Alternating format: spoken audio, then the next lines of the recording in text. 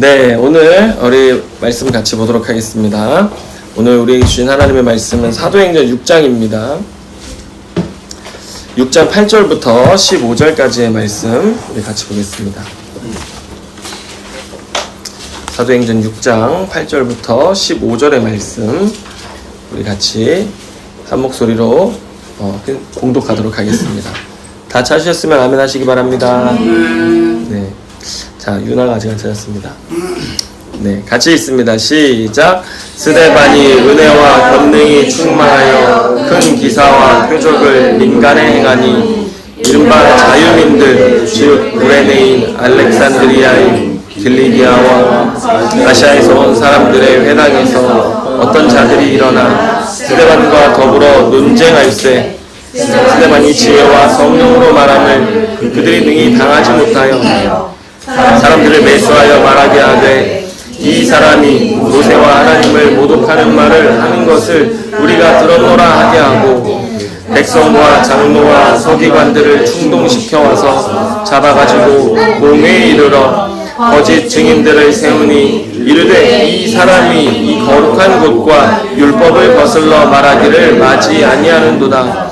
그의 말에 이 나사렛 예수가 이곳을 헐고 또 모세가 우리에게 전하여 준 규례를 고치겠다 함을 우리가 들었노라 하거늘 공회 중에 앉은 사람들이 다 스데반을 주목하여 보니 그 얼굴이 천사의 얼굴과 같더라.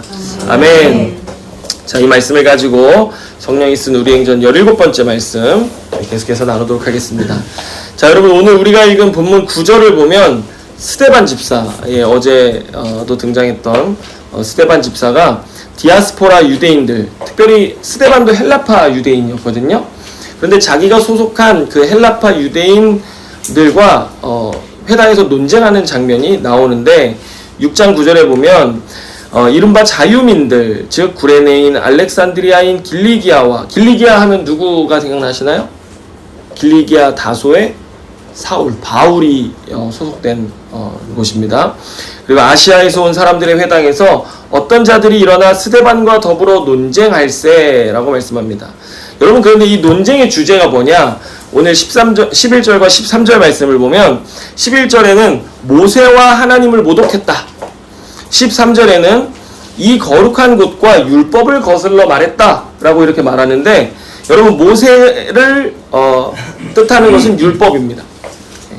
그 율법을 거슬러 말했다, 모세를 거슬러 말했다 이렇게 말하고요. 또 하나님을 모독했다라고 하는 건 뭐냐면 이 거룩한 곳, 다시 말해서 성전을 이야기하는 것입니다. 그래서 지금 스데반을 향해서 이 거짓 증인들이 말하는 두 가지 죄목이 뭐냐면 율법과 성전을 두고 거슬러 말했다라고 하는 것입니다. 여러분, 유대교를 떠받치고 있는 두 기둥이 있다라고 한다면 그것이 하나는 율법이고 하나는 성전입니다.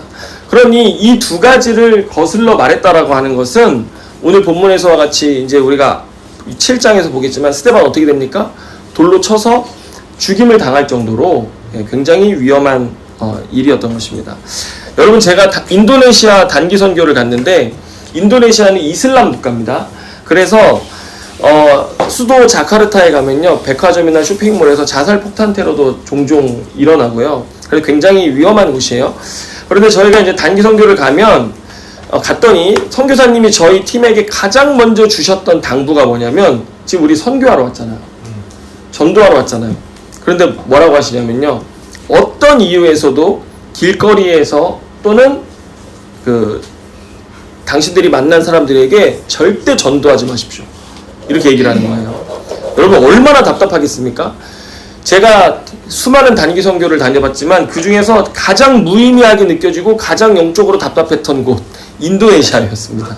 예.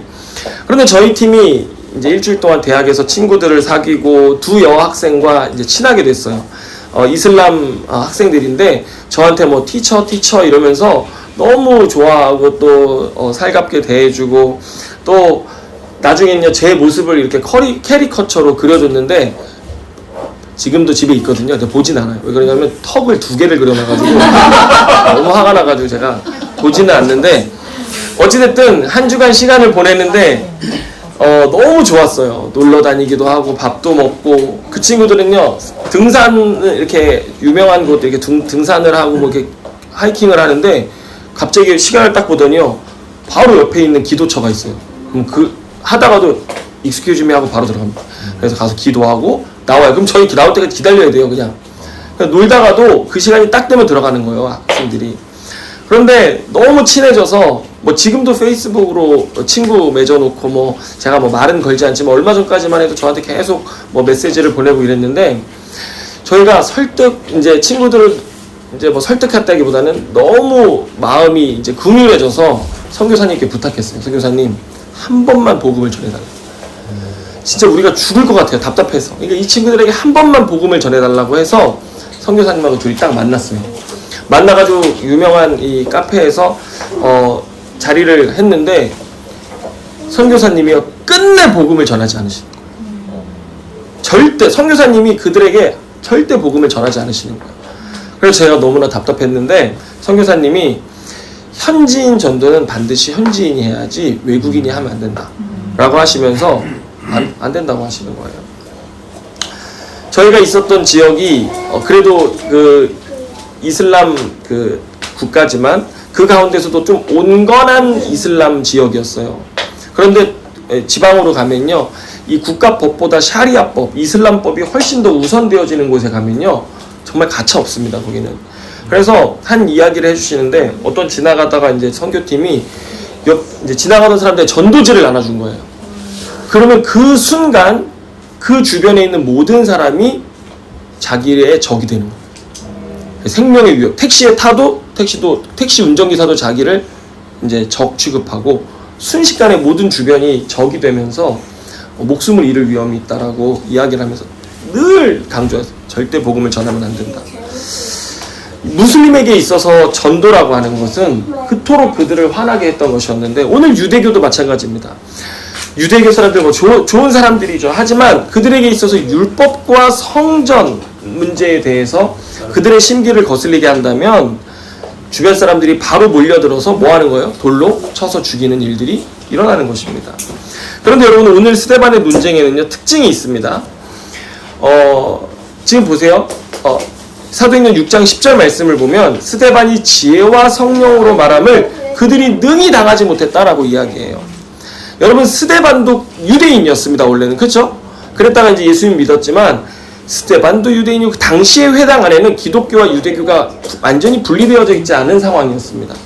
그래서 아직 기독교가 분리되지 않은 상황이었기 때문에 같이 거기서 뭐 쟤는 우리보다 좀 다르게 예수라는 사람을 좀 더 좋아하나 보다 이 정도였지 나눠지기 전이었어요.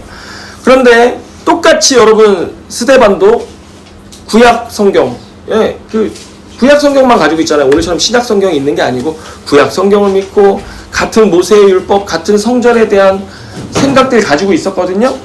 그런데 스데반은 예수 그리스도 안에서 성경이 본래 말하고자 하는 그 목적이 무엇인지를 예수 그리스도를 통해서 훨씬 더 분명하게 알고 있었던 것입니다.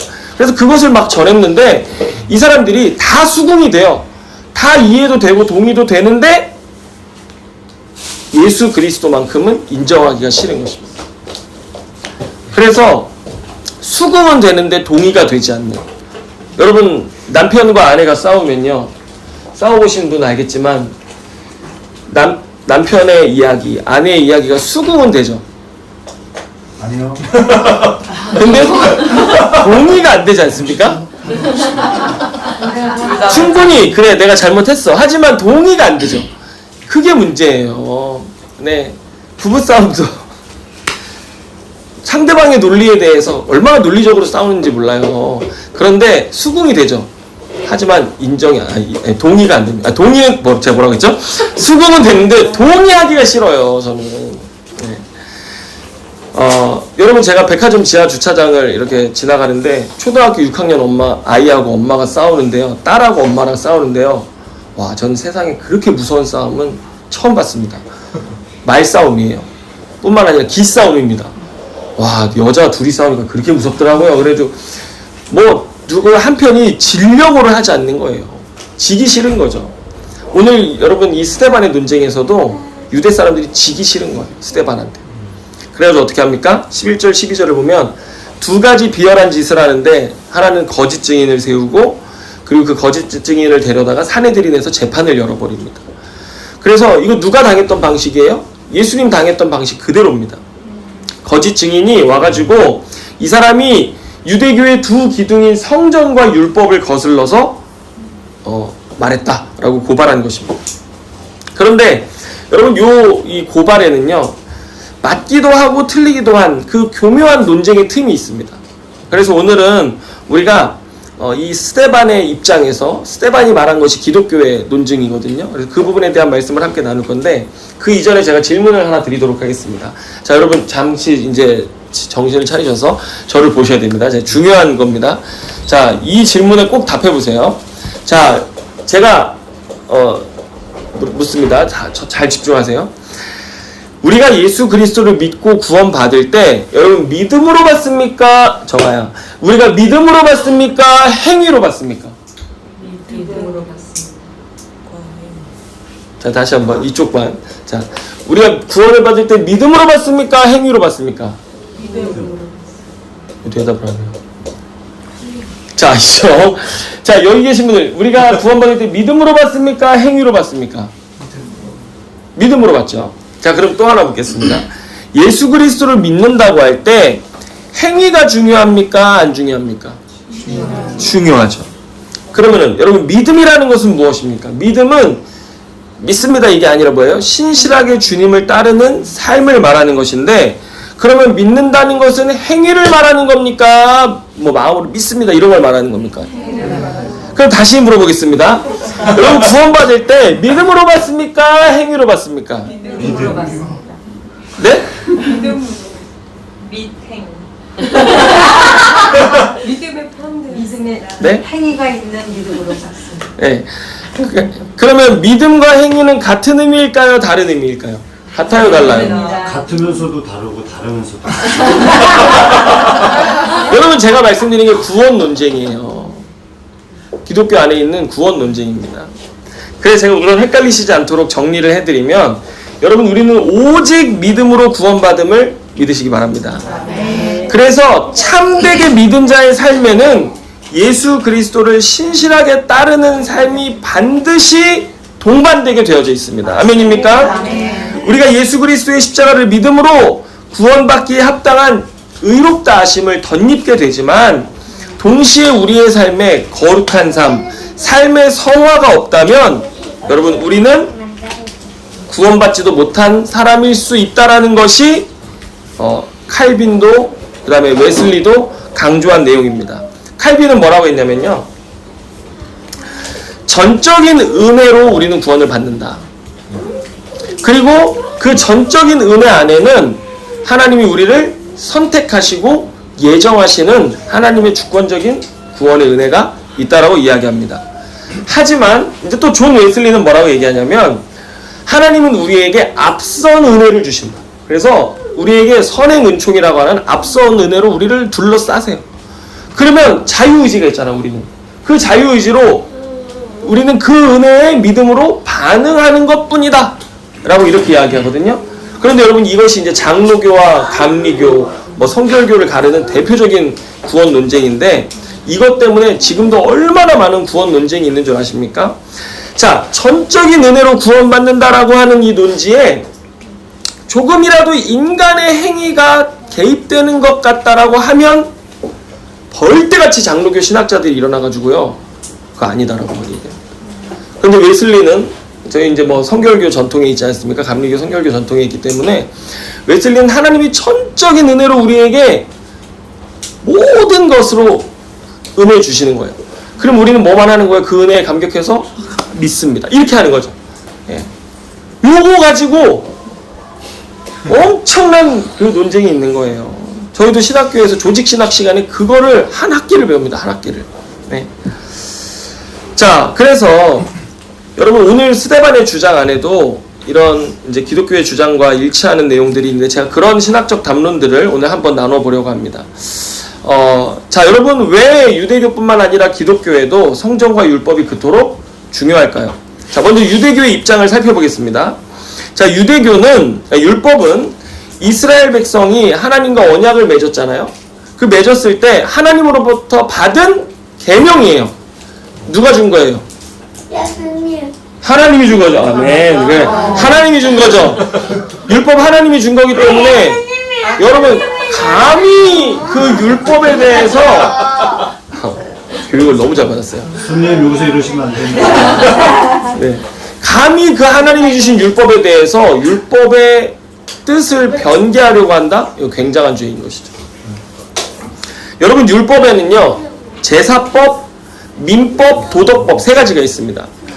자, 그래서 이 이스라엘 백성들은 성전에 나아갈 때 제사장과 제사법을 통해서 하나님 앞에 나아갑니다. 그래서 하나님 앞에 죄를 해결하고 나아감으로써 하나님과의 관계가 다시 확립되어지고 그 관계 때문에 우리는 민법의 영역과 도덕법의 영역에까지 거룩함을 드러낼 수 있게 되는 거예요. 자, 그런데 스데반의 입장은 이것입니다. 물론 이 모든 율법에 대해서 자신도 유대인과 똑같이 동의합니다. 하지만 예수 그리스도께서 오셔서 십자가에 죽으시고 부활하심으로 바뀌어진 것이 있어요. 그게 뭐냐면 예수 그리스도는 유대인들이 자기의 죄를 지으면 동물을 잡아다가 그 피로 늘 자신의 죄를 씻었지 않습니까? 살면서 몇 번을 씻어야 하겠습니까? 늘 가서 동물 잡아다가 죄 씻고 동물 잡아다가 죄 씻고 이 동물 제사로 자신의 죄를 씻어야 했는데 여러분 예수 그리스도는 우리를 위한 대제사장으로 오셨을 뿐만 아니라 자신의 몸을 단번에 영원한 제사 또 단번에 모든 사람을 위한 제사 이게 중요합니다.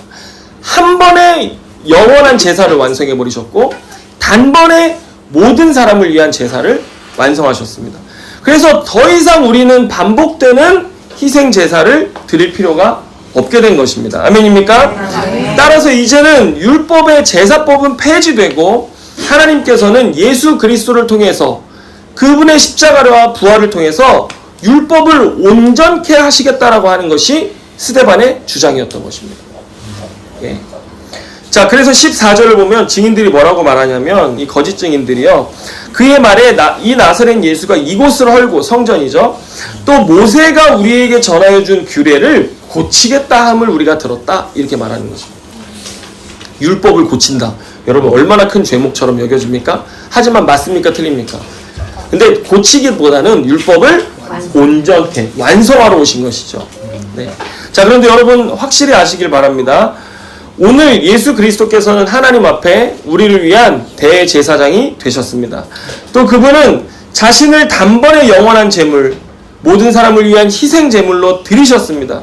그래서 여러분 우리는 더 이상 반복되는 동물 제사를 유대교처럼 드리지 않습니다. 왜냐하면 여러분 히브리서 9장 13절 14절에 이런 말씀이 있습니다. 제가 한번 읽어드릴게요.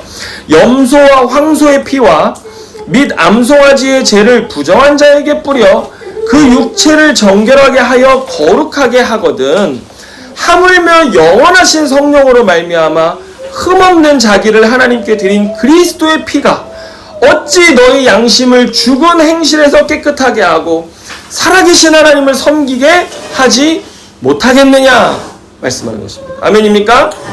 여러분 예수 그리스도의 피는요 우리를 정결하게 하고 거룩하게 합니다. 아멘입니까? 그리고 그 피는 우리의 죽은 양심을 살려냅니다. 여러분 양심이 신앙과 굉장히 일치합니다. 그런데 우리의 타락한 양심, 죽은 양심조차도 예수 그리스도의 피를 경험하면요 살아나는 것입니다. 그래서 우리의 더러운 행실이 깨끗하게 되어지고 하나님 앞에 설 자격 없는 우리도 그 피는 하나님을 섬길 수 있도록 이끌어가는 능력이 되는 것입니다. 할렐루야. 여러분 어떻게 그렇습니까? 우리가 예수 그리스도의 그 희생을 묵상하면요, 십자가를 묵상하면요, 그 안에 우리의 타락한 양심이 되살아납니다. 사람이 그래도 양심이 있지 뭐 이런 말 있잖아요. 여러분 그분의 끝없는 사랑 앞에서는요 우리의 죽은 양심도 다시 소생되어집니다. 아무리 더러운 죄인이라도 강팍한 죄인이라도 그 십자가의 사랑은 우리를 회복시키고 녹여내는 능력이 있는 것입니다. 여러분 우리가 TV에서 죄를 짓고 감옥에 가는 사람들 보잖아요.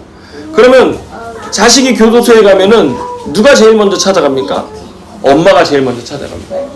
엄마가 제일 먼저 찾아가서 누가 그 죄인의 마음을 움직입니까? 엄마가 움직여요.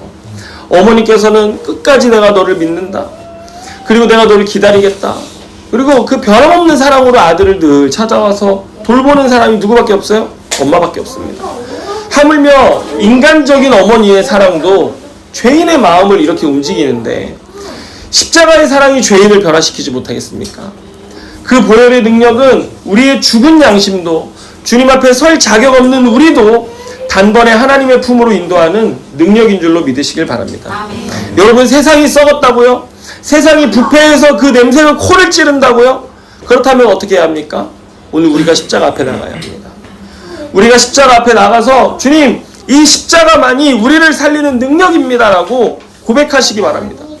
그러면 예수 그리스도의 그 십자가의 사랑이 우리의 삶을 통해서 세상을 정결케 하고 거룩하게 하사 하나님을 섬기게 할 것입니다. 그것이 오늘 예수 그리스도의 십자가가 우리에게 전해진 이유인 것입니다. 자, 이번에 여러분 성전에 대해서 한번 보겠습니다. 유대인들은 제사가 드려지는 그 성전, 또 제사가 드려질 뿐만 아니라 거기엔 뭐 하셨어요? 하나님이 임재하시고 함께 사는 곳이었어요. 그런데 우리가 구약성경 레위기를 보면 알 수 있듯이 유대인들은 하나님과 함께 살아가는 그 거룩한 삶을 굉장히 중요하게 여겼거든요. 그런데 예수님 뭐라고 하셨냐면 요한복음 2장 19절로 21절의 말씀을 보면 눈에 보이는 성전에 대해서 주님 이렇게 말씀하십니다. 자, 제가 읽어드립니다.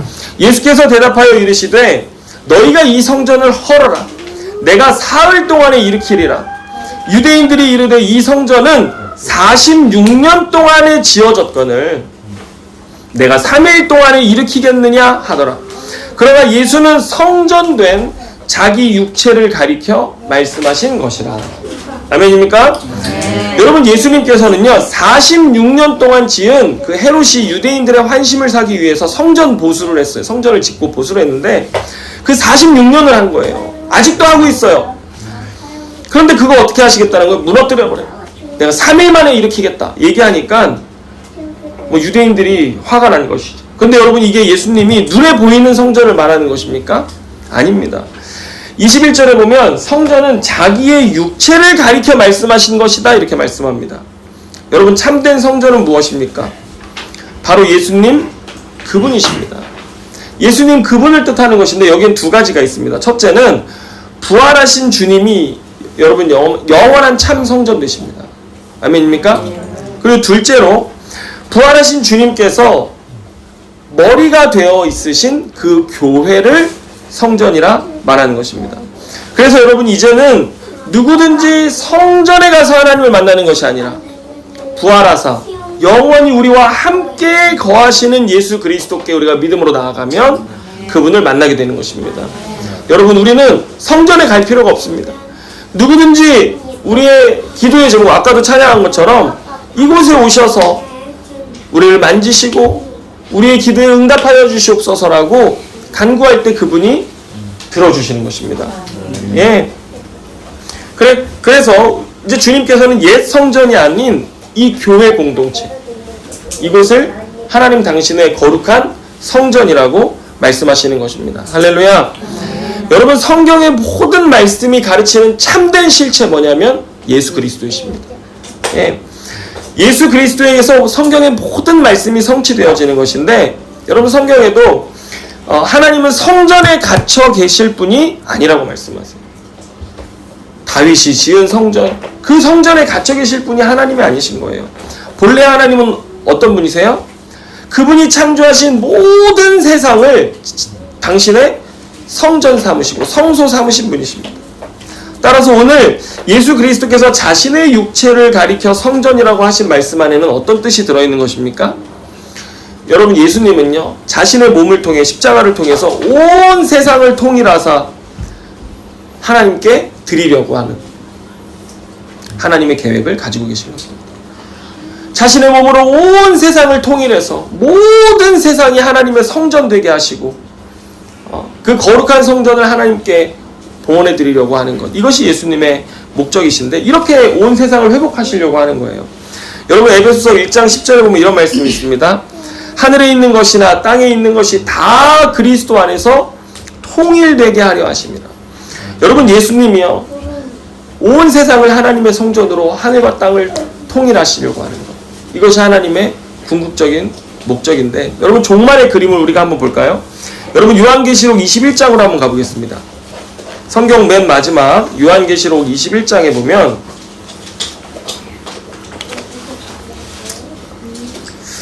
22절로 가보겠습니다. 21장 22절 같이 읽습니다. 시작.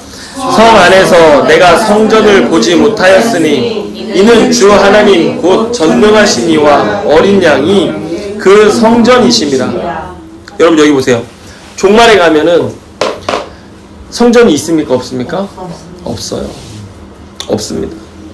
또 위로 올라가 볼게요. 3절 4절 보겠습니다. 계시록 21장 3절로 4절 보면, 자 같이 읽습니다. 시작. 내가 들으니 보좌에서 큰 음성이 나서 이르되 보라 하나님의 장막이 사람들과 함께 있음에 하나님이 그들과 함께 계시리니 그들은 하나님의 백성이 되고 하나님은 친히 그들과 함께 계셔서 모든 눈물을 그 눈에서 닦아주시니 다시는 사망이 없고 애통하는 것이나 곡하는 것이나 아픈 것이 다시 있지 아니하리니 처음 것들이 다 지나갔음이라. 여러분 여기 보세요. 하나님의 장막이 사람들과 함께 있어요. 그런데 그 장막은 눈에 보입니까? 안 보입니까? 안 보여요.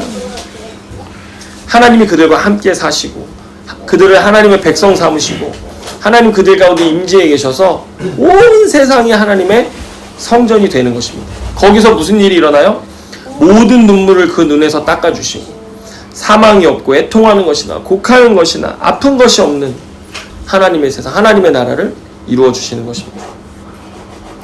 여러분 그것이 참 성전인 것입니다. 아멘입니까? 네. 여러분 종말에는 하나님과 어린 양이 성전이세요. 예루살렘 성 안에 성전이 없어요. 그래서 여러분 그 성전에 어떤 일이 있는 줄 아십니까? 심지어 어둠이 없습니다. 하나님의 영광과 영광의 빛과 어린 양의 등불이 늘 비추고 있어서 밤이 없고 만국의 모든 사람들이 만국의 영광과 존귀를 가지고 그곳에 가서 하나님을 예배한다라고 이야기하고 있습니다. 그리고 그곳엔 누구만 들어갈 수 있어요? 어린 양의 생명책에 그 이름이 기록된 자들만 들어갈 수 있어요. 예수 그리스도를 믿고 고백하고 그 예수님이 이루시려고 하는 세상을 성전 삼으시려고 하는 그 일에 대해서 알고 순종하는 자들만 들어갈 수 있다라고 하는 것입니다. 여러분 이것이 예수님이 세우시려고 했던 참 성전이었고 오늘 스데반이 얘기했던 성전에 대한 예수님의 성취가 바로 이것이었던 것입니다. 그래서 다시 오늘 본문 15절을 보면요. 같이 한번 읽습니다. 15절 시작. 공회 중에 앉은 사람들이 다 스데반을 주목하여 보니 그 얼굴이 천사의 얼굴과 같더라. 아멘. 여러분 오늘 본문에 보면요. 이 내용에 대해서 학자들마다 여러 해석이 있습니다. 다 틀리지 않고 좋은 해석들이지만 그 중에서 가장 성경의 내적 증거를 기초로 해서 한 좋은 해석이 있어요. 이게 뭐냐면 여러분 출애굽기 34장 29절에 보면 이런 말이 있습니다. 뭔지 아실 거예요. 모세가 이제 시내산에 올라가서 십계명을 받아가지고 내려왔는데 그때 모세의 얼굴이 어땠어요? 광채가 빛났어요. 그래가지고 사람들이 두려워서 그 얼굴을 제대로 보지도 못했습니다. 여러분 특별히 여기 계신 여성 여러분 피부에 가장 좋은 광채는 물광입니까? 기름광입니까? 말씀의 광채인 줄로 믿으시길 바랍니다. 네. 아무리 해도 그 광채 좋지 않습니다. 아멘입니까? 네. 말씀의 광채가 있어야 돼요. 모세가 시내산에 올라가서 하나님의 영광 가운데 그 십계명 두 돌판을 받아오는데 그 모세의 얼굴이 천사의 얼굴과 같이 빛났다라고 하는 것입니다. 그러면 오늘 스데반의 얼굴의 광채는 무엇이겠습니까? 여러분 고린도후서 3장 7절로 8절에 이런 말씀이 있습니다. 돌에 써서 새긴 죽게 하는 율법의 조문의 직분도 영광이 있어 이스라엘 자손들은 모세의 얼굴에 없어질 영광 때문에도 그 얼굴을 주목하지 못하였거든. 하물며 영의 직분은 더욱 영광이 있지 아니하겠느냐 이렇게 말씀합니다. 여러분 영의 직분 뭐예요? 모세는 그 율법을 가지고 백성들을 섬기는 그 직분을 가졌는데 처음에 훤했어요. 근데 나중에 어떻게 됐어요? 광채가 사라졌어요. 그런데 여러분 우리는 어떤 직분입니까? 영의 직분 가진 사람들입니다. 여러분 영의 직분 가진 사람들은요 모세의 얼굴의 광채와 비교할 수 있습니까? 없습니까? 비교할 수 없는 것입니다. 그래서 고린도후서 이어지는 3장 18절에 보면 우리가 다 수건을 벗은 얼굴로 거울을 보는 것 같이 주의 영광을 보매 그와 같은 형상으로 변화하여 영광에서 영광에 이르니 곧 주의 영으로 말미암음이니라. 이렇게 말씀합니다. 여러분, 우리가 십자가를 통해서 예수 그리스도를 보기 시작하고 십자가를 통해서 예수 그리스도의 사랑을 경험하기 시작하고 십자가를 통해서 예수 그리스도의 그 성전 안에 들어가 그분의 영광을 뵙기 시작할 때 여러분, 우리의 어두운 죄된 삶이 변화되어지기 시작합니다. 그리고 그분의 그 품 안에 그분의 영광을 경험하고 그분의 영광과 사랑 안에 살아가기 시작할 때 여러분, 우리의 얼굴에 빛이 달라지기 시작하는 것입니다. 여러분, 이번 수련회 3일 동안 지내시면서 어떻게 얼굴에 좀 광채가 나십니까? 네. 아직 세수를 못해서. 세수를 못하셔. 세수만 하면 살아나시는데. 네. 그런데 여러분, 우리가 예수 그리스도를 믿고 살아갈 때 예수님의 그 사랑, 늘 우리를 변화시키시는 그 십자가의 그 사랑 가운데 우리가 날마다 그분을 바라보고 그 다음에 그분의 성전 가운데 우리가 거하기 시작할 때 우리의 삶은요, 영광에서 영광으로 이르도록 변화되어질 것입니다. 근데 누가 그 일을 하세요? 주의 영으로 말미암음이라. 우리 안에 계신 성령께서 우리를 변화시켜 가시고 바꿔 가시는 것입니다. 세상에 아무리 좋은 것 많이 먹어도요, 그 병듭니다. 세상에 아무리 좋은 거 발라도요, 그 잘 안 됩니다. 그 늙어져 가지고 다 주름 생기고 아무리 맞고 뭐 고치고 해도 안 됩니다. 그런데 여러분, 우리 안에 예수 그리스도로 충만할 때는요, 달라집니다, 사람이. 예수 그리스도가 충만한 사람은요, 얼굴 빛이 다릅니다. 저는 간이 좀 안 좋아서 좀 어두운데, 네. 저도 예수 그리스도로 충만하면 괜찮아질 것 같습니다. 그래서 여러분, 장차 우리는 주님 오시는 그 날에 영원한 그분의 영광 안에 들어가게 될 것인데, 여러분, 우리가 이 오늘 스테반의 말씀을 통해서 삶을 살다 보면 고난과 고통이 많잖아요. 하지만 여러분, 주님 우리를 사랑하십니다. 아멘. 그리고 우리를 소유 삼으신 주님이 우리를 날마다 그분의 성전 안에, 이 교회 공동체 안에 우리가 함께 있으니까 얼마나 행복합니까? 아멘. 어떻게 아멘 하는 사람이 한 명도 없습니까? 여러분, 한 명만 있습니다. 자, 여러분 다시 묻겠습니다. 여러분, 2박 3일 동안 행복하셨습니까? 네. 김영규 쌤 도통하셨습니다. 이제. 네. 이게요, 피곤하지만 좋은 거예요. 잠 잘 못 자가지고 여러분 다 피곤하시지만, 예, 이것이 행복입니다. 이렇게 사는 게. 예. 우리 교회 안에 하나님 거하시고 우리가 함께 살아가는 것 얼마나 기쁨입니까? 그런데 이렇게 주님의 영과 주님의 공동체 안에 우리가 하나님 바라보면서 살아갈 때 여러분, 우리 장차 더 큰 하나님의 영광의 나라에 들어가서 주님과 함께 거하게 될 것입니다. 여러분, 인생 사는 동안 우리 공동체 이제 4주년인데 앞으로 뭐 20주년이 될지 30주년이 될지 제가 70살이 돼요. 끔찍하네요. 제가 안 되겠습니다. 네, 한 20주년까지는 그래도 우리가 가야 되지 않겠습니까? 네, 그렇게 아름다운 공동체로 세워지는 우리가 되었으면 좋겠습니다. 기도하겠습니다. 주님, 감사합니다. 주님, 우리를 위한 영원한 대제사장이 되셔서 단번에 영원한 제사로, 또 단번에 모든 사람을 위한 제사로 주님, 우리를 용서하여 주시고 우리를 아버지의 품 안에 인도하여 주셔서 우리가 주님과 함께 살아가는 그 놀라운 영광과 은혜를 누리게 하신 것 감사합니다. 그 주님의 사랑이 우리를 변화시킬 줄로 믿습니다. 주님, 우리 안에 아무리 더럽고 추악한 죄악이 있을지라도 주님은 그 죄를 반드시 승리케 하실 줄로 믿습니다. 우리 안에 어떠한 연약함이 있다 할지라도 주님은 반드시 그 연약함 가운데에서 우리를 강하게 하실 줄로 믿습니다. 우리를 승리케 하실 줄로 믿습니다.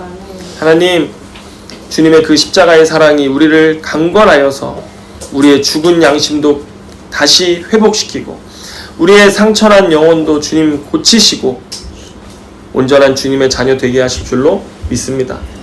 주님, 우리에게 귀한 공동체, 교회를 허락하여 주셔서 이렇게 어린 아이들부터 또 노년에 이르기까지 우리가 함께 공동체를 이루고 살아가게 하신 것 주님 감사합니다. 우리가 진정한 가족일진데 이 안에서 그리스도와 함께 살아가기를 원합니다. 예수 그리스도의 십자가의 그 사랑, 그 영광을 바라보며 살아가는 우리의 삶 되기를 원합니다.